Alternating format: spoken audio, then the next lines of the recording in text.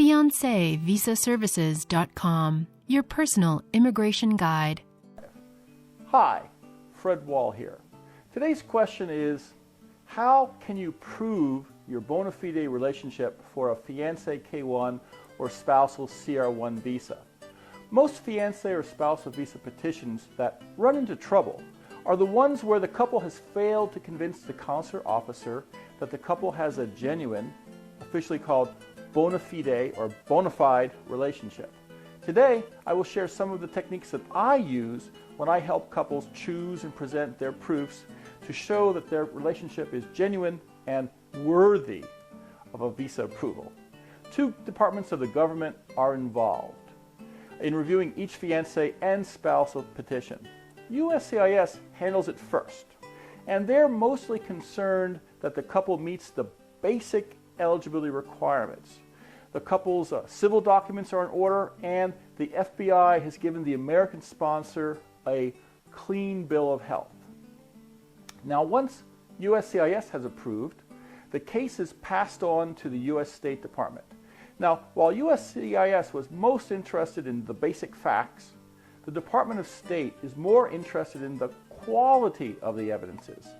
They are looking for fraud and will require to see the originals, no longer just the photocopies that USCIS looked at, of most of the civil documents to confirm they are not forgeries, and will conduct at the consulate level a face-to-face interview with the foreign-born fiancé or spouse, in order that the officer's intuition during the session is used to assess whether he believes the case is bona fide and if he believes the fiancé is of good moral character. The mission of the consular officer is not to help speed happy couples together. It is to catch and prevent fraud. He's going to apply more art than science and will make his decision on a basis of feelings and intuition. If something doesn't feel right to the officer, expect the petition to be denied. Now, some applicants believe that if they are married, that proves they are a genuine couple, and they don't bother making any other efforts to demonstrate their bona fides beyond just presenting the marriage certificate. Well, this is misguided and false, a false understanding of what is involved. Well, if the couple was married for many years, they lived together, had a few children, well, yes, immigration would be inclined to believe that they are genuine without much further investigation. But any couple that has only known each other long distance with limited face-to-face time together is viewed the same, regardless of whether they have a marriage certificate. At the interview, the fiancé or spouse being interviewed should bring with her a set of prepared evidences, basically a paper trail of photos, receipts, bills, correspondences, etc., that show that she and her lover have had a genuine courtship, relationship, and engagement or marriage. She presents this to the consular officer as talking points when she describes her relationship with her American lover and answers questions. Now, my personal philosophy is that while it is important and a must that she bring her full set of proofs with her to the consulate, I think it is more effective if the original petition that we submit to USCIS also contains a compelling set of evidences and proofs.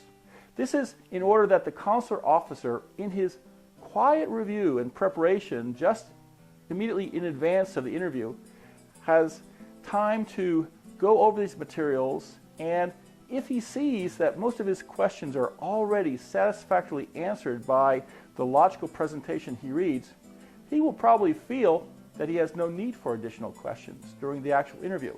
I call this front-loading a petition.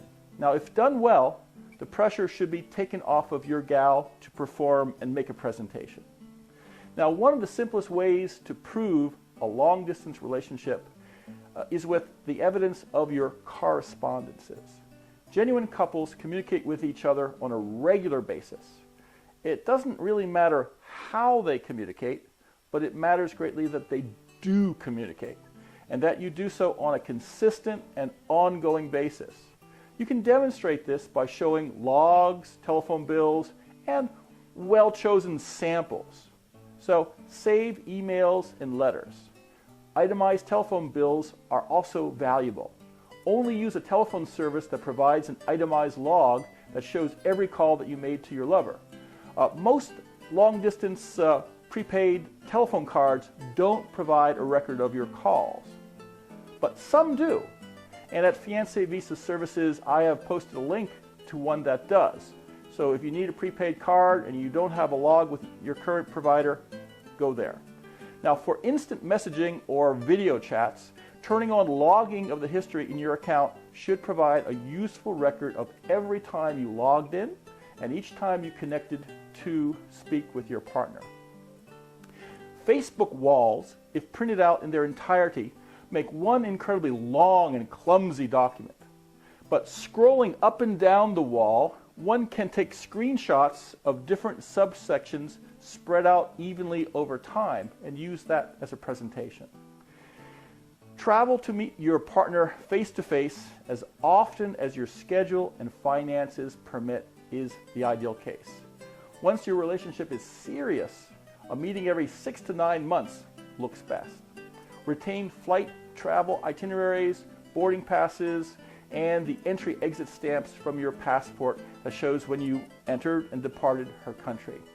Now, when convenient, travel together by plane, not by bus or rail, as that will provide you with a dated flight itinerary or plane tickets that show both of your names. This not only proves that you met and the date, but also shows that you spent considerable time together. While visiting your partner, make sure that you take photos at various times, dates, places. It is important to include the date stamps on your prints so that it is clear when these photos were taken.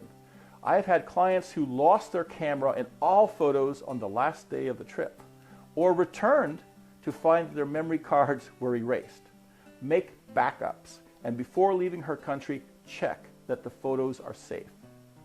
Now, the best photos are those with the two of you together in the frame, with enough easily identifiable background that indicates the location and which shows you as a happy, smiling, affectionate couple. If you have a formal engagement, then you can use a copy of the engagement ring receipt or a photo of her wearing the ring, perhaps announcements for an engagement party or invitations or menus. And definitely photos and bills from the engagement celebration are useful as well. All are very compelling. Now, if you are a married couple, sign up for joint tenancy wherever possible. Open bank accounts, sign leases, and put names onto the statements and invoices that you receive. Now, while it's a good idea to save all of your correspondences, receipts, etc., etc., etc., you should not plan to send a shopping bag or phone book thick of materials to USCIS. Sending just the right amount of quality proofs is the key. Just show enough to tell your story in a believable way, then stop. The concept is that you need to show that you have an ongoing romantic relationship that has developed over time, from acquaintance to friendship to romance to a lifelong commitment. Show evenly spaced samples of your correspondences and communications, starting from the first day until now. Actual sample transcripts of emails or chat sessions, should be carefully chosen to show routine conversations about, say, daily life and plans for the future together. Avoid any that refer to the visa process or appear mercenary or financially motivated. So keep it simple and friendly. In choosing photos, again, it is quality, not quantity, that counts. Usually I use 6 to 12 good photos, all taken on different days, that show you together actually doing things, not just posing in front of the cell phone. Ideally, these are spread over time. Those are very compelling. Now, pick and choose only what's relevant. Don't have 5 pictures of the day at the beach. In addition to documents and receipts and logs, The way to tell your story is literally to tell your story. I always help my clients write a 2 to 3 page personal letter that describes their relationship. So you would describe the history of the relationship, where and how you met, what happened, why and how did the courtship begin, what were the circumstances of your proposal, explain why you're attracted to each other, talk about what you have in common, and include a clear timeline. Then describe your future plans. If in the near future you plan to have another trip, talk about it. And in the distant future, talk about your plans for the wedding, a future household, and family. The consular officer has limited time and patience. Just provide enough detail to demonstrate that this is not a made-up story, but don't bore him with too much trivial details. 2 or 3 pages is the most you can hope he will skim through. Now, there are common situations where you can expect to face extra skepticism by the consular officer. For example, your partner comes from a high-risk country. High risk meaning there's a lot of fraudulent visa applications coming to that consulate. Or you've only known each other for a short time. Or there's a very large age difference between the two of you. Or you can only communicate using a translator. In those cases, you must take extra care to demonstrate the genuine relationship. Now, the most effective overall demonstration of sincerity is to make multiple trips. Go a second or third time. If the two of you don't share a common language, enroll your partner into an English language school and include the tuition receipts in your evidence package. Finally, once you have compiled a complete set of compelling evidences, find a way to logically organize and present them. Now, when including them with the front-loaded petition, I always include a cover letter that lists all the evidences in order, and I actually bind the package and attach index tabs so everything can be found very easily. Now, for the set to be hand-carried to the interview, a plastic document wallet works quite well for organization and no fumbling when your gal is going to be presenting the information. This is Fred Wall, your personal immigration guide.